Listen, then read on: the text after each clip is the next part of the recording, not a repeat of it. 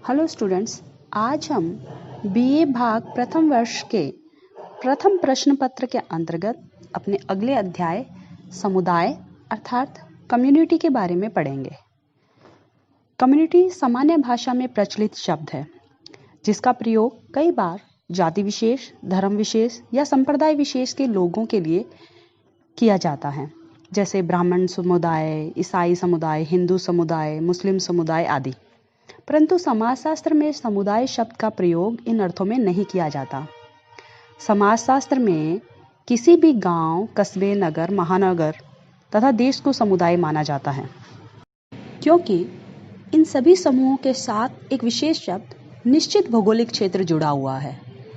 अर्थात एक निश्चित भौगोलिक प्रदेश में जहां व्यक्तियों का एक समूह सामान्यतः स्थायी रूप से निवास करता है और अपना संपूर्ण जीवन व्यतीत करता है, उसे समुदाय कहा जाता है। कम्युनिटी अर्थात समुदाय शब्द को और अच्छी तरीके से समझने के लिए इसके अर्थ और परिभाषा को हम यहाँ जानेंगे। समुदाय शब्द अंग्रेजी भाषा के कम्युनिटी शब्द का हिंदी रूपांतरण है, जो कि लैटिन भाषा के कॉम तथा म्यूनिस शब्दों से मिलकर बना है।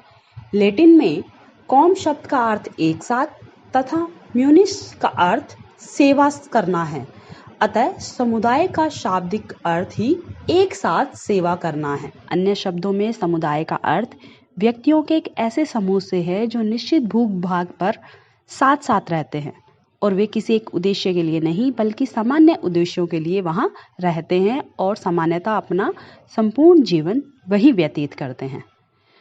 बोगार्ड्स के अनुसार एक समुदाय एक ऐसा सामाजिक समूह है जिसमें कुछ अंशों में हम की भावना पाई जाती है तथा जो एक निश्चित क्षेत्र में रहता है। इसी प्रकार प्रोफेसर डेविस लिखते हैं, समुदाय सबसे छोटा एक क्षेत्रीय समूह है जिसमें सामाजिक जीवन के समस्त पहलू आ जाते हैं। अगर हम प्रोफेसर डेविस की इस परिभाषा पर ध्यान दें तो इसमें 3 तत्वों का उल्लेख किया गया है: व्यक्तियों का समूह, निश्चित भौगोलिक क्षेत्र और सामाजिक जीवन के सभी पहलुओं का समावेश। इस प्रकार उपयुक्त परिभाषाओं से और इसके अर्थ से यह स्पष्ट है कि समुदाय सामान्य जीवन में भागीदार लोगों का एक ऐसा समूह है जो निश्चित भौगोलिक क्षेत्र में निवास करता है और जिसमें हम की भावना या सामुदायिक भावना पाई जाती है, तो इसे समुदाय या कम्युनिटी कहा जाएगा। अब हम बात करेंगे समुदाय के आधार या आवश्यक तत्व के बारे में। किसी भी समूह के समुदाय कहलाने अथवा समुदाय के निर्माण के लिए 3 आधारों का होना प्रमुखतः आवश्यक माना गया है। पहला, व्यक्तियों का समूह, यानी कि किसी भी समुदाय के लिए व्यक्तियों का समूह प्रथम आवश्यकता है। व्यक्तियों के बिना न तो सामान्य जीवन की कल्पना की जा सकती है और न ही सामुदायिक भावना की। दूसरी बात इसमें महत्वपूर्ण है निश्चित भौगोलिक क्षेत्र। प्रत्येक समुदाय के लिए एक निश्चित भौगोलिक क्षेत्र का होना भी आवश्यक है। जब तक कोई समूह निश्चित भौगोलिक क्षेत्र में निवास नहीं करता तब तक उसे समुदाय नहीं कहा जा सकता। इसीलिए गांव, नगर या राष्ट्र को समुदाय कहा जाता है, क्योंकि वो अपने आप में निश्चित भौगोलिक क्षेत्र की सीमाओं को लिए हुए होते हैं। अगला बिंदु है सामुदायिक भावना।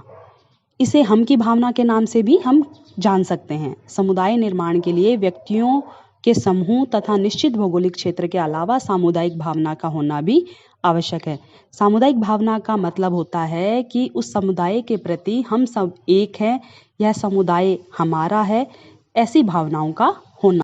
सामुदायिक भावना के अंतर्गत भी प्रमुखतः 3 बातें पाई जाती हैं। एक, हम की भावना की अभिव्यक्ति, यानी कि व्यक्तियों के मन में एक दूसरे के सुख दुख में साथ देने और मिलकर काम करने की भावना इसमें पाई जाती है। दूसरा, योगदान या दायित्व निर्वाह की भावना, और तीसरी है निर्भरता की भावना। तो इस प्रकार हम पुनः यह कह सकते हैं कि एक निश्चित भौगोलिक क्षेत्र में जहां व्यक्तियों का एक समूह रहता है जिनमें हम की भावना या सामुदायिक भावना पाई जाती है तथा जो अपना संपूर्ण जीवन व्यतीत करते हैं, उस क्षेत्र या उस जगह को हम समुदाय कह सकते हैं।